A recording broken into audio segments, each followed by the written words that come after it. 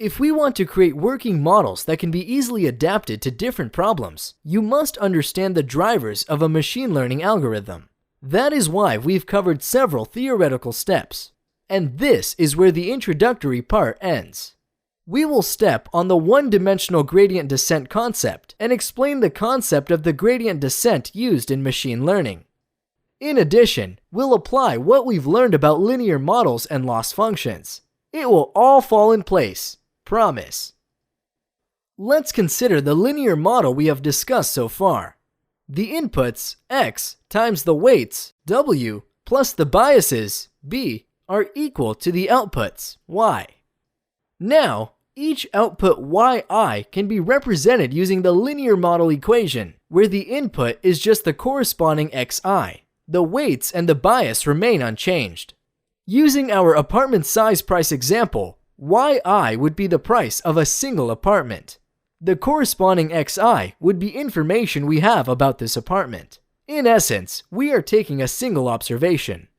Therefore, the output yi is a scalar and is equal to the corresponding xi times w plus the bias. Naturally, we are interested in the ith target, so ti. This will be the target to which we will compare the output yi. Alright, time to pick the loss function we'll use. Usually, we denote the loss function with L, and in brackets we put the outputs and the targets, as the loss function depends on these arguments. L is for loss, but we can have C for cost, E for error, and so on. Depending on the framework you are using, notations could differ, but they carry the same meaning.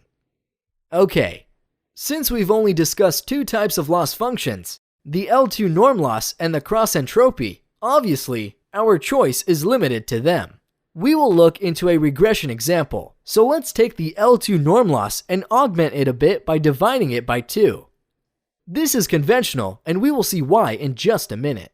A division by the constant of 2 does not change the nature of the loss function, as it is still lower for better predictions. The machine learning algorithm will not be affected. We emphasized this in the objective function lecture. Every function holding the general property to be lower for higher accuracy is a loss function. Division by some constant changes nothing. Make sure you remember what the gradient is, and let's start working in the multidimensional space. To perform the gradient descent, we need old beliefs, which will be updated on each step. Remember? Well, the update rule. xi plus 1 equals xi minus eta times the first derivative at xi becomes wi plus 1 equals wi minus eta times the gradient of the loss function with respect to wi for the weights, and bi plus 1 equals bi minus eta times the gradient of the loss function with respect to bi for the biases. It is basically the same, but for a matrix W and a vector B instead of a number X. Okay, we want to minimize the loss function by varying the weights and the biases. This means we are trying to optimize the loss function regarding W and B. Mathematically, it looks like this. The gradient with respect to W of the loss function is equal to the sum of the gradient of 1/2 times yi minus ti squared with respect to w. From the linear model, yi is equal to xi times w plus the bias where w and x are matrices, and this is why we've applied bold formatting. So, let's plug that in the formula. Running the operations, we obtain the sum of xi times yi minus ti. Please take a more detailed look in the course notes. It is useful to combine yi minus ti into a new variable called delta. Delta is often used to measure differences. This notion will come in handy when we start coding in Python and when we start dealing with deeper neural networks. The final output becomes the sum of xi times delta I with respect to I. So, we calculate that expression for each observation and then sum them all. Okay, analogically, the gradient of the loss function with respect to the bias is the sum of delta I. Notice that the 1/2 we introduced canceled out the 2 we obtained when differentiating the square.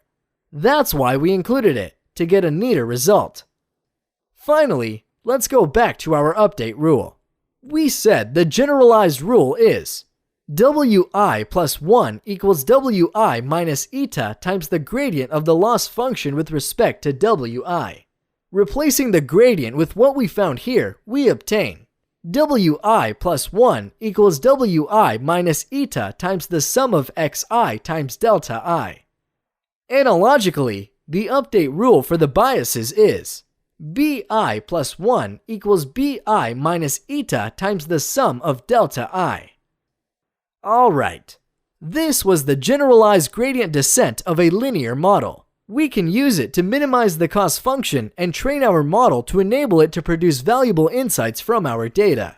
This is all we promised you at the beginning of this section, and we've delivered. Maybe a bit more, but nothing less. Okay, great. We are in good shape to create our first machine learning algorithm in Python. See you in our next lesson.